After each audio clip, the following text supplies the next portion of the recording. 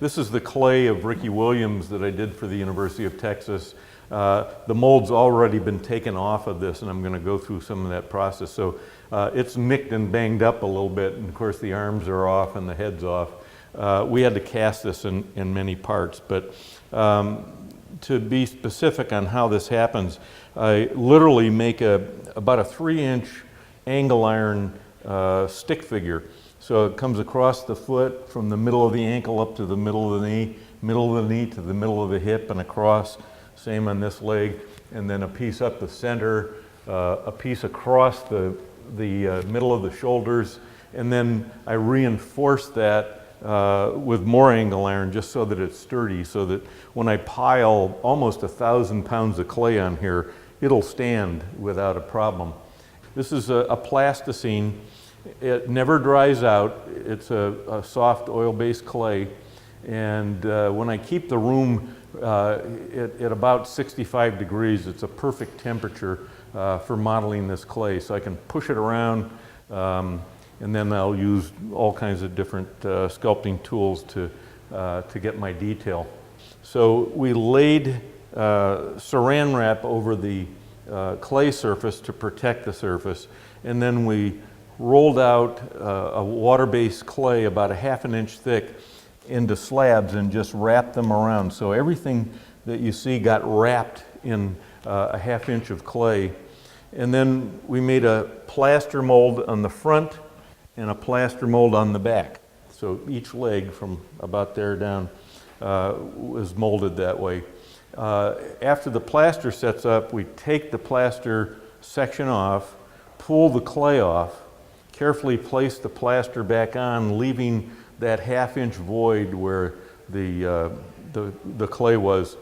And then a liquid mixture of rubber with a catalyst poured in it, you stir it up, and then you pour it down in there, and it fills up to the top. And you let that set up overnight.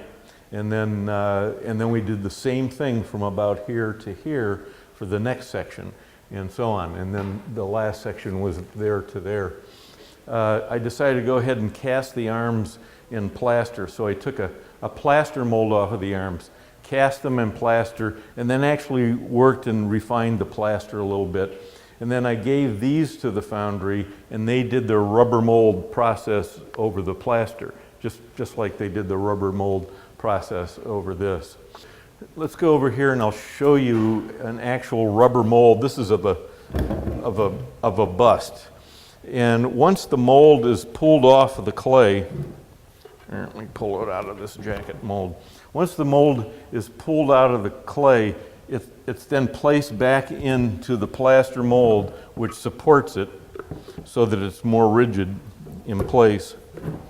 And then the process that the foundry used, the lost wax process, is you melt a bucket of wax and then you paint it in or slosh it in. Sometimes they do a little bit of both. And you try to build up the thickness of that wax, the same thickness that you want the casting to be, which is usually about 3/16 of an inch thick. And that's the back half of this. So you do the two parts, put them together, and literally pour some more wax in and slosh it around to bind the two parts together. And then after that cools down, it has to actually, you run cold water through it to chill it. Then you remove the plaster jacket, peel the rubber mold off of those two parts, and now you have a hollow wax section. And then that whole wax that's hollow is placed in a plaster and sand mix, essentially. There are other chemicals that the foundry uses, but it's essentially plaster sand mix. And so the mold goes on the inside and the outside.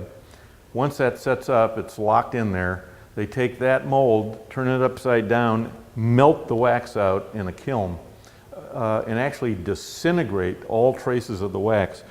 And so they pour the bronze in that void, and then they tear away all that mold material, cut off the sprue and the vents, and then they have that part ready to be then welded to the next part. So once those casting sections are done, they literally bolted them to a platform in place and then placed this part right on there and then welded those seams together.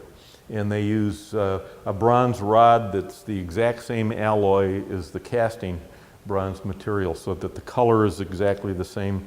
And the tricky part for both the artist and the foundry people is that once you weld that seam, you then have to grind it, and then you have to match the textures that are already there in the clay. So all those parts get welded together. The last step is after everything's ground down and the textures match up, they sandblast the whole figure. And the sandblasting opens the pores on the surface of the bronze and evens out the actual surface texture, so that when you put a patina, which is an acid, onto it, it absorbs evenly. So you can, if you want to make a nice mellow brownish tone, you can do that evenly. And then while the bronze is still hot from putting this patina on, the next process is taking paste wax, like Johnson's paste wax, and painting paste wax over the whole thing. And being hot, that wax will absorb into the surface of the bronze, and it's sealing it. It's helping to maintain the integrity of the patina. And once it's cooled down, then it's ready to go.